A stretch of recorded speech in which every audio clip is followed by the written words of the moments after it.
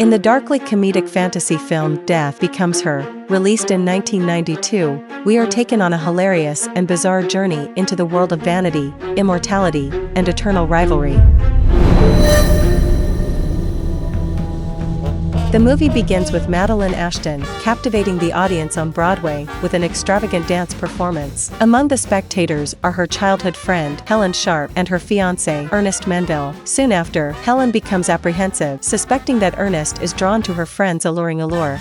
They visit Madeline in her dressing room after the show. Once Madeline discovers Ernest's profession as a renowned plastic surgeon, she starts using her allure to captivate him. Shortly afterward, Helen becomes apprehensive, suspecting that Ernest is falling for Madeline's charms. She recalls how Madeline had taken away many of her partners in the past and even reveals that she had arranged a meeting between Ernest and Madeline before their marriage to test his fidelity. Her fears are eventually confirmed when their engagement crumbles and Ernest ends up marrying Madeline. Helen descends into a deep and dark emotional spiral, finding solace in consuming copious amounts of ready-made frosting from cans, leading her to gain weight and live in an apartment filled with numerous cats. Her days are consumed by repeatedly watching a movie featuring Madeline where her character meets a fatal end. Helen obsessively rewinds this particular scene time and again.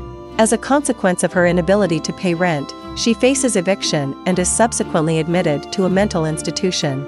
Despite undergoing months of therapy, Helen fails to show any signs of improvement.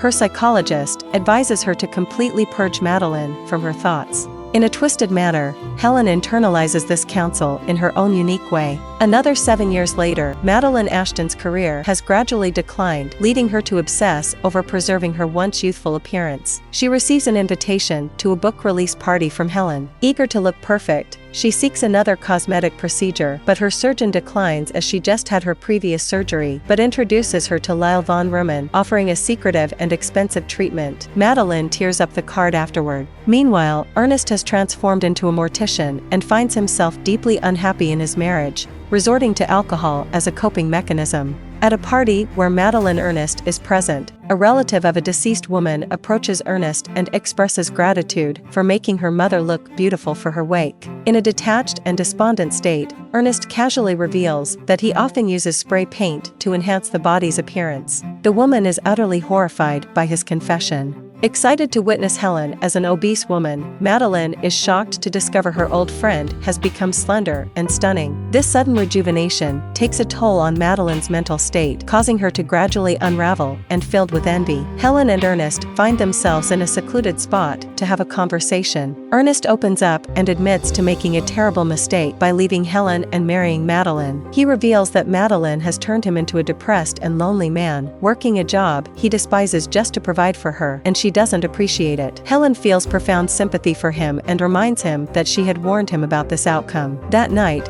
Ernest sits in the bedroom, holding an old photo of himself and Helen, reminiscing about the joyful moments they once shared. Madeline visits her young male lover, only to discover that he is being unfaithful to her. He informs her that she has become too old for him, leaving Madeline even more distressed. She then examines the torn card she was given and decides to visit Lyle von Ruhmen. Lyle resides in an impressive Gothic mansion and reveals a potion to Madeline, claiming it will restore her youth and grant her immortality. However, Lyle remains ambiguous about the latter, advising Madeline to take care of her body since they would be together for a long time.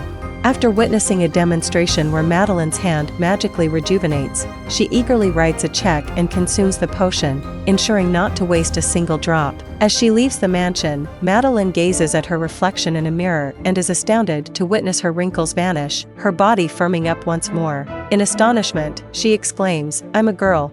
The guard present discreetly signals her to keep the transformation a secret, and Madeline must now adhere to a new level of secrecy. In the meantime, Helen pays a visit to Ernest, trying to entice him into assisting her in killing Madeline. Her scheme is straightforward. By drugging Madeline, they'll orchestrate a car accident to make it appear as if Madeline was driving under the influence. After Helen departs, Madeline returns home, elated to have regained her youthfulness. Despite feeling better, Ernest remains conflicted due to Helen's tempting proposals. While arguing, she relentlessly insults him, attacking his masculinity. He loses control and chokes her by the stairs. Suddenly snapping out of it, he apologizes, regretting his actions. But she taunts him saying, "Hurry up, you wimp," he ends up pushing Madeline down the stairs instead of saving her. Uncertain about what to do next, Ernest contacts Helen, believing Madeline is deceased, and unintentionally divulges their malevolent plans. However, to his astonishment, Madeline miraculously revives with her head twisted backwards. She approaches Ernest and calls his attention, citing he pushed her down the stairs. As he turns his head, he recoils in terror and screams. Attempting to call the police, she struggles to reach the phone to her head, only then realizing her body is disfigured, with her buttocks in the wrong place. Ernest convinces himself that this is merely a case of a dislocated neck. After carefully straightening her head, they rush to the local hospital together. During the examination, the doctor is startled to find no heartbeat, pulse, and an abnormally low body temperature, indicating that Madeline is deceased. The doctor decides to seek a second opinion. As Ernest touches her wrist and forehead, he realizes the doctor is right. Madeline is truly dead. Overwhelmed, Madeline faints, and Ernest hurries to fetch the doctor, only to discover he has died from a heart attack. Rushing back, he finds that Madeline has been taken to the morgue. After locating her there, Ernest is amazed and declares her to be some kind of miracle, deciding to care for her, completely forgetting Helen's sinister plans. However, Helen hasn't abandoned her schemes. Upon returning to the mansion, Ernest observes Madeline's pale appearance and heads to the mortuary where he works. There, he gathers formaldehyde, tubes, paints, and other supplies. He proceeds to paint her body and do her makeup. However, Helen arrives, responding to Ernest's frantic call about Madeline's fatal fall down the stairs, disrupting the process. As their voices escalate, Madeline overhears Helen discussing her plot to kill her and confronts them, wielding a shotgun. In a sudden turn of events, Madeline shoots Helen into the garden pool. Ernest panics at the prospect of dealing with another dead body, but his shock intensifies when Helen emerges from the pool, miraculously alive, albeit with a large hole through her abdomen. As Ernest witnesses the scene in horror, both women accuse each other of taking Lyle's potion, leading to a fierce battle with swinging garden shovels. Feeling overwhelmed, Ernest quietly slips out of sight.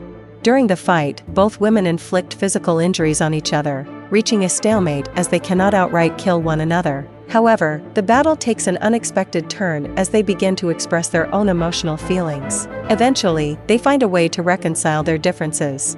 They then approach Ernest, informing him of their reconciliation and requesting his assistance in fixing their injuries. Ernest agrees, but he sets a condition that he will be allowed to leave them forever once he has completed his task. The women readily agree, promising never to contact him again. Upon Ernest's successful repair of the girls, they initially feel ecstatic. However, they soon come to the realization that their bodies now require ongoing maintenance, necessitating Ernest's skills and talent. They understand that for this arrangement to work, Ernest needs to live forever. Helen proposes drugging him with a glass of whiskey, but Ernest, aware of his excessive drinking, declines. In their desperation, the girls strike Ernest over the head, rendering him unconscious. Ernest regains consciousness in the swimming pool chamber of Lyle's mansion, dressed in a tuxedo. Lyle, wearing only a long scarf and high heels, emerges from the pool and informs Ernest that she is throwing a party for her clients that evening, but made time to meet with him as per the lady's request. She sweetly points out how their professions are not so different, showing Ernest the effects of the potion and encouraging him to take it as well. However, Ernest hesitates, recognizing the potential downsides of living forever. He fears witnessing the aging and passing of his loved ones, the possibility of bodily harm in accidents, and the prospect of dealing with Madeline and Helen indefinitely. Ernest makes a daring attempt to escape, taking the vial with him. However, he unexpectedly stumbles upon Lyle's extravagant party, where legendary figures like Greta Garbo, Jim Morrison, Marilyn Monroe, Andy Warhol, Elvis, and James Dean are among the attendees. Ernest must also evade Helen and Madeline, as well as the guards. In a tense moment, he finds himself dangling precariously above the glass windows overlooking the swimming pool, where Helen and Madeline eventually locate him. Ernest still clings to the potion, and despite their initial pleas, the two women soon demand that he take the potion to ensure his survival from the impending fall. Understanding the significance of his role to them, Ernest lets go of the potion and firmly declares to the girls, "You're on your own," before plunging through the glass. He safely lands in the pool below, where he comes across Jim Morrison and a woman undressing before swimming. Using a vintage Porsche belonging to James Dean, Ernest manages to flee the mansion. Meanwhile, Helen and Madeline, acting under Lyle's instructions, try to locate Ernest, but upon reaching the mansion, they discover he has already left for the airport. The realization dawns on them that they are now stuck with each other and must rely on each other to maintain their fading appearances. After 37 years, Ernest passes away. The preacher praises his accomplishments, including becoming a mountain climber, remarrying, having 6 children, and initiating charitable ventures. Ernest's impact on others is likened to true immortality, celebrated for his generosity and humor. At the rear of the church, Helen and Madeline, both concealed under heavy black veils, listen and share a chuckle.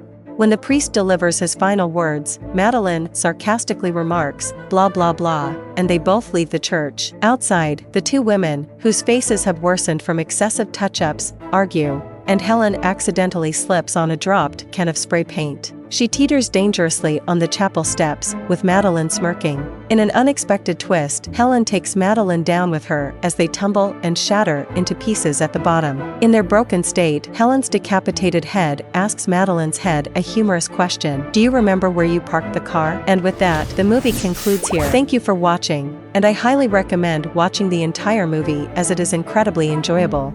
If you haven't already, please consider subscribing to our channel, so you can stay updated and receive notifications whenever we upload new videos.